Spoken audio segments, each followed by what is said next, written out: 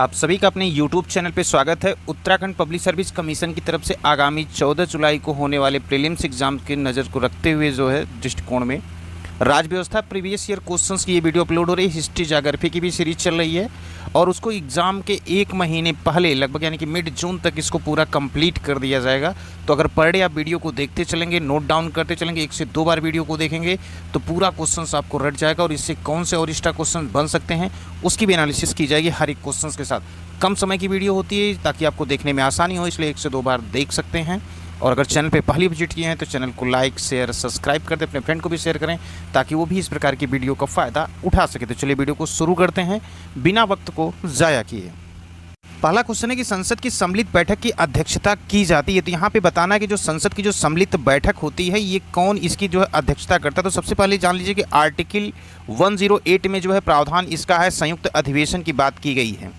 और संयुक्त अधिवेशन सिर्फ एक चीज़ में नहीं बुलाया जाता, वो है धन विधेयक को लेकर के इसमें संयुक्त अधिवेशन नहीं बुलाया जाता, ये भी ध्यान दीजिएगा।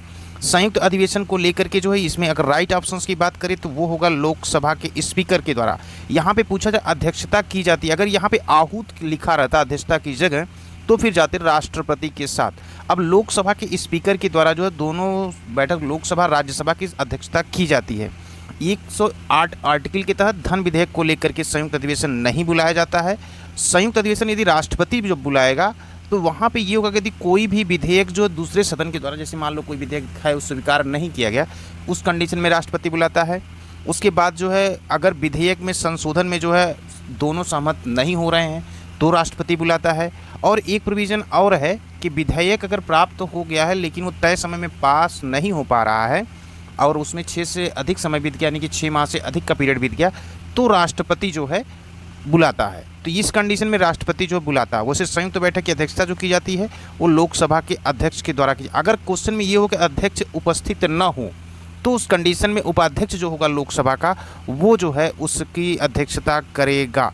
अगर उपाध्यक्ष भी ना हो तब उस कंडीशन में क्वेश्चन अगर आता है तो याद रखिएगा और राज्यसभा का उपसभापति यानी कि जो उपराष्ट्रपति हैं उनके द्वारा जो है अध्यक्षता की जाएगी संसद की सम्मिलित बैठक की। बढ़ते हैं अगले क्वेश्चन की तरफ।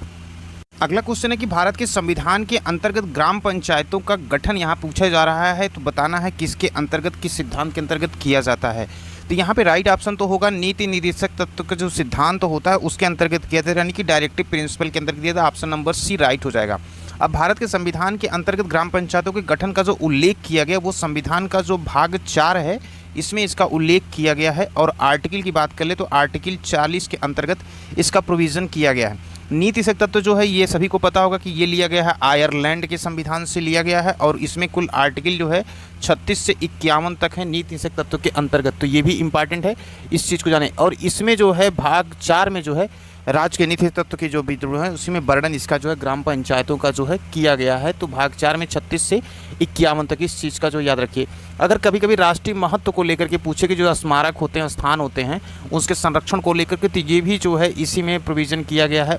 आर्टिकल 49 में उसका प्रोविज़न है। कभी कभी इससे भी प्रश्न पूछ लिया जाता है तो इसको भी याद रखिएगा। साथ ही साथ जो है नागरिकों के लिए एक सामान्य संहिता जो बार बार चर्चा का विषय हुआ है वो भी नीति निदेशक तत्व के अंतर्गत है। आर्टिकल 44 के अंतर्गत इसकी बात की जाती है, तो इतना जानना ये भी ज़रूरी है। बाकी सोसाइटियों के बारे में क्वेश्चन नहीं पूछता है, सहकारी सोसाइटियों के बारे में। सहकारी सोसाइटी के बारे में अगर क्वेश्चन पूछेगा तो हमेशा जो है 43 ख के साथ जो है जाइएगा, इसमें प्रोविज़न किया गया है।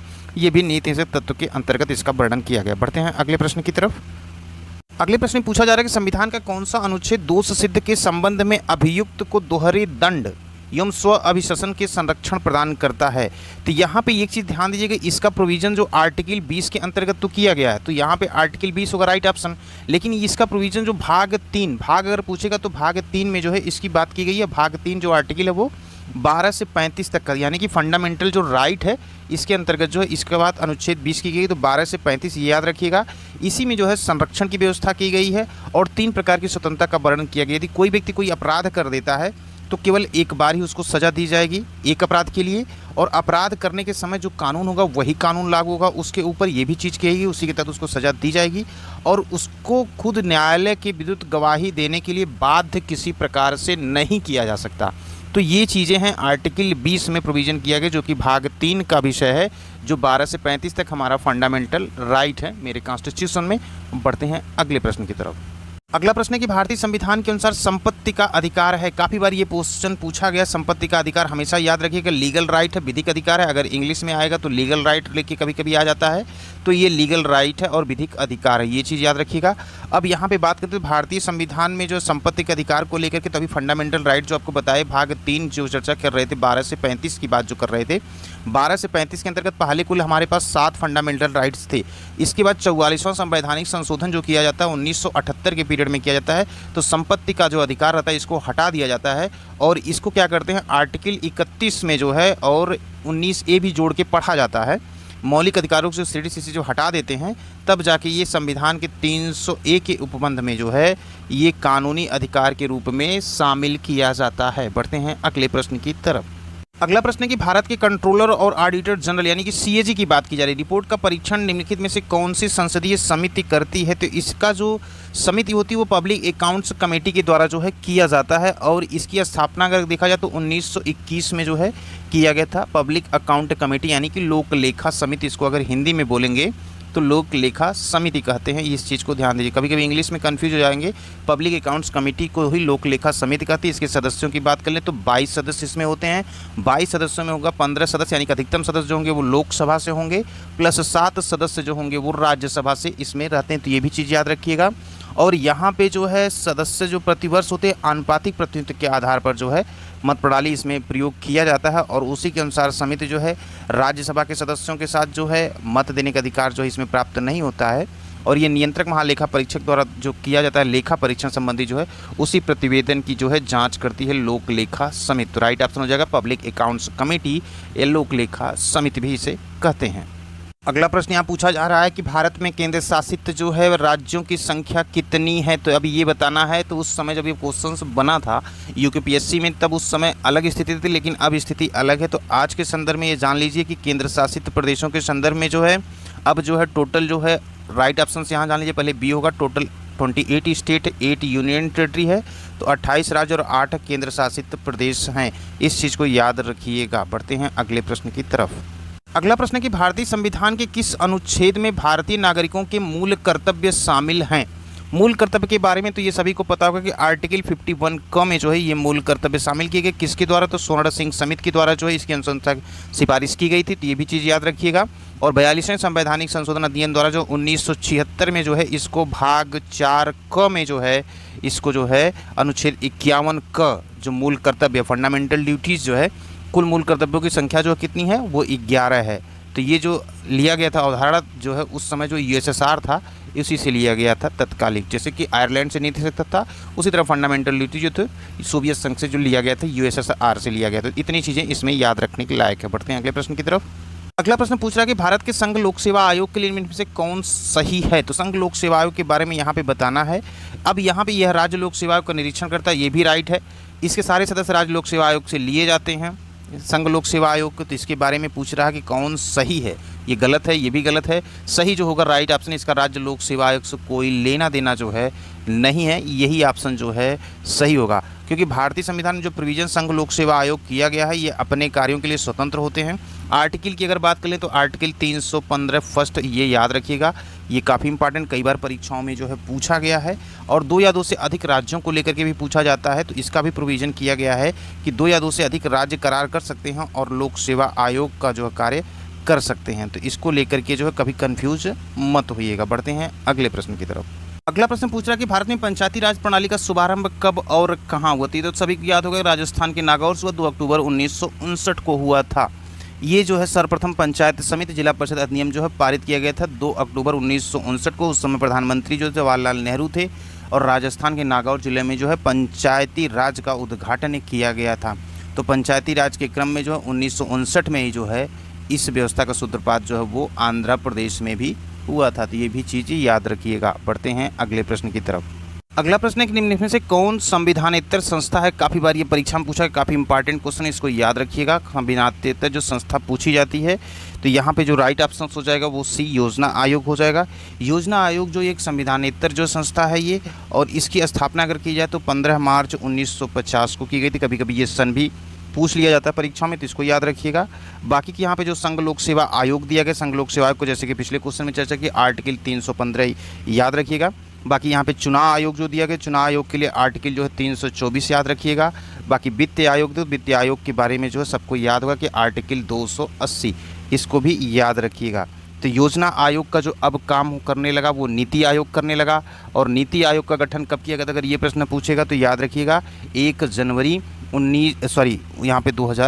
2015 को किया गया था। तो ये चीज़ें इंपॉर्टेंट हैं। बढ़ते हैं अगले प्रश्न की तरफ। अगले प्रश्न पूछा जा रहा है कि भारत में प्रथम आम चुनाव आयोजित हुए, तो प्रथम आम चुनाव कब आयोजित हुए, तो वर्ष 1952 में हुए थे प्रथम आम चुनाव जो हुआ था। और इसका जो लोकसभा का गठन हुआ था वो 52 में हुआ था, 6 मई को कर दिया गया था। तो प्रथम चुनाव की प्रक्रिया यदि पूछता तो फिर 1951 लेगा, लेकिन पूर्ण अगर पूछेगा आयोजित हुए तो 1952 के साथ जाइएगा। इसलिए विकल्प यहाँ बी सही होगा। बढ़ते हैं अगले प्रश्न की तरफ। ये प्रश्न पूछा जाएगा निम्न में से कौन सा सार्वजनिक व्यय पर संसदीय नियंत्रण का अंग नहीं है। अब यहाँ पे सार्वजनिक व्यय संसदीय नियंत्रण का अंग नहीं, अभी चर्चा जो कर रहे थे पिछले क्वेश्चंस में, वहाँ पे जो था लोक लेखा समिति की चर्चा कर रहे थे। यहाँ पे भारत का नियंत्रक महालेखा परीक्षक होगा, यानी कि राइट ऑप्शन जो होगा बी होगा। सार्वजनिक व्यय पर संसदीय नियंत्रण का ये अंग नहीं है। बाकी प्राक्कलन समिति, सार्वजनिक उपक्रम समिति, लोक लेखा समितियों का है। अब यहाँ पे सबसे बड़े जान लेते हैं लोक लेखा समिति के बारे में, जो वित्तीय लेन देन के बारे में, इसके बारे में आपको बताया कि 22 सदस्य होते हैं। तो 15 और 7 जोड़ लेंगे, 15 लोकसभा, सबसे मैक्सिमम जो है लोकसभा, उसके बाद राज्यसभा के 7 सदस्य होते हैं। और यहाँ पे कोई भी सदस्य जो है इसका मंत्री नहीं हो सकता, ये भी चीज़ रखिएगा ध्यान में लोक लेखा समिति को लेकर के। प्राक्कलन समिति जो है वित्तीय नियंत्रण का ये भी कार्य करती है, प्राक्कलन समिति जो है वित्तीय नियंत्रण का ही कार्य करती है। और प्राक्कलन समिति को लेकर समिति में जो है कुल 30 सदस्य होते हैं। और इसमें जो है संविधान का जो अनुच्छेद 148 जो है ये प्रोविज़न करता है भारत और ये नियंत्रक परीक्षक की। बाकी की जो सार्वजनिक व्यय और संसदीय नियंत्रण रखती है सार्वजनिक उपक्रम समिति, इसके सदस्यों की संख्या 30। तो इसको लेकर के जो कन्फ्यूज कहीं से मत होइएगा, इतने क्वेश्चन इससे बन सकते हैं। बढ़ते हैं अगले प्रश्न की तरफ। अगला है कि भारत के प्रत्येक नागरिक का कर्तव्य होगा कि प्राकृतिक पर्यावरण का संरक्षण एवं सुधार, यह कथन भारतीय संविधान के किस अनुच्छेद से संबंधित है। तो इस प्रकार के जब भी प्रश्न आएंगे तो यहाँ पे एक चीज़ देखिएगा, कर्तव्य की बात की गई। और कर्तव्य के बारे में अभी आपसे डिस्कस किया गया किस भाग में है, कौन सा आर्टिकल इंपॉर्टेंट है। तो कर्तव्य की जो बात की गई आर्टिकल 51A है, ये कर्तव्य प्राकृतिक पर्यावरण संरक्षण के बारे में नागरिकों के कर्तव्य का ये उल्लेख किया गया। अगर 48A की बात की जाए तो ये स्टेट के संदर्भ में जो है प्राकृतिक पर्यावरण के संरक्षण की बात करता है, यहाँ पे स्टेट के संदर्भ में। ये चीज़ यहाँ पे याद रखिएगा जो है आर्टिकल 48। और आर्टिकल 56 के बारे में जानते होंगे, ये राष्ट्रपति जो होते हैं, राष्ट्रपति की पदावधि के बारे में जो है चर्चा की गई है आर्टिकल 56 में। और आर्टिकल 21 की भी चर्चा क्वेश्चन में पिछले की गई है, जिसमें जीवन और दैहिक स्वतंत्रता की बात जो है की गई है आर्टिकल 21 में। तो ये इस चीज़ को याद रखिएगा। बढ़ते हैं अगले प्रश्न की तरफ। अगले प्रश्न में बताना भारतीय संविधान की अस्पृश्यता उन्मूलन से संबंधित जो अनुच्छेद है वो कौन सा है। काफ़ी बार पूछा गया, सभी को याद होगा कि आर्टिकल 17 के अंतर्गत इसकी चर्चा की गई है, जिसमें मूल, वंश, जाति, लिंग, जन्म के आधार पर विभेद जो पूरी तरह से प्रतिषेध है संविधान के अनुसार। वहीं आर्टिकल 16 में जो बात की गई थी, इसमें लोक नियोजन की बात की गई है आर्टिकल 16 में। तो यही चीज़ याद रखिएगा। और उपाधियों का अंत की जो बात की जाती है आर्टिकल 18 के अंतर्गत जो है उपाधियों की अंत की बात की गई है। और ये आर्टिकल 15 जो है इसके अंदर जो है जाति धर्म के आधार पर जो भी बता रहे थे उसके आधार पर प्रतिषेध किया गया है। और ये अस्पृश्यता का अंत कर दिया गया था आर्टिकल 17 के अंतर्गत। तो ये चीज़ें याद रखिएगा। बढ़ते हैं अगले प्रश्न की तरफ। इस प्रश्न में पूछा जा रहा है कि संविधान का जो 73वां संशोधन प्रावधान किया गया है, इसके बारे में पूछा जाए। पंचायतों के नियमित चुनाव कराने के लिए, महिलाओं के सभी स्तरों पर सीटों के आरक्षण के लिए, राज्य वित्त आयोग की संस्तुति के अनुसार। तो चौथा यहाँ पे पूछा जा रहा है जो पंचायतों को वित्त का अनिवार्य रूप से हस्तांतरण है। और चौथे में 11वीं अनुसूची में दिए गए विषयों के संबंध में पंचायतों को शक्ति को अनिवार्य रूप से हस्तांतरण। तो यहाँ पे 73वें संशोधन में प्रावधान क्या किया गया है। तो यहाँ पे सारे विकल्प सही हैं। 11वीं अनुसूची में जो विषय दिए गए हैं पंचायतों को शक्ति के रूप में, तो राइट ऑप्शन डी हो जाएगा। और यहाँ पे जो 73वां संविधान संशोधन हुआ था, इसको कभी कभी ईयर पूछ लेता है, तो ये हुआ था 1992 में हुआ था। और संविधान में यदि भाग पूछेगा तो 9 और 16 जो है ये, और 11वीं अनुसूची, ये चीज़ें जो है जोड़ी गई थी पंचायती राज व्यवस्था से संबंधित। तो यहाँ पे 11वीं अनुसूची की चर्चा की गई, इसको जान लीजिए। 9 भाग जो है और भाग 16 इसमें भी बात की गई, 1992 में हुआ था। इतने प्रश्न जैसे आप बन सकते हैं। बढ़ते हैं अगले प्रश्न की तरफ। थोड़ा सा वीडियो लंबी होगी, पेशेंस के साथ सुनिएगा, 1 से 2 बार याद हो जाएगा। निम्न में से किस एक की सिफारिश के आधार पर संघ एवं राज्यों के बीच वित्तीय वितरण होता है। अब यहाँ पे सिफारिश पूछ रहा, किसकी सिफारिश के आधार पर, तो ये वित्त आयोग के लेकर के जाएगा, सीधे ऑप्शन मारिएगा। और आर्टिकल जो भी बता रहे थे पिछले 280 के तहत जो है ये प्रोविजन किया गया है। बढ़ते हैं नेक्स्ट क्वेश्चन की तरफ। अगला है कि भारत के उपराष्ट्रपति निर्वाचित होते हैं। तो निर्वाचित होते हैं भारत के उपराष्ट्रपति जो है संसद के दोनों सदनों के सदस्यों के द्वारा जो है निर्वाचित होते हैं राष्ट्रपति। इस चीज़ को याद रखिएगा। इसमें जो है विधानसभाओं के निर्वाचित सदस्य भाग लेते हैं। भी आपको जो बताया गया कि जो है विधानसभा ही एक अलग चीज़ है कि जिसका जो उपराष्ट्रपति में कोई कार्य नहीं होता है, ये राष्ट्रपति में भाग लेते हैं। बाकी लोकसभा और राज्यसभा के द्वारा ही उपराष्ट्रपति का जो है निर्वाचन किया जाता है। तो वहाँ पे थोड़ी मिस्टेक हो गई, विधानसभा को लेकर के जो बात की गई उसने राष्ट्रपति के संदर्भ में है, बाकी लोकसभा राज्यसभा ही जो है उपराष्ट्रपति को निर्वाचित करती। बढ़ते हैं अगले प्रश्न की तरफ। इस प्रश्न में पूछा जा रहा है कि भारत के संविधान के अंतर्गत आर्थिक योजना विषय है। तो आर्थिक योजना जो विषय है ये समवर्ती सूची का जो है विषय है।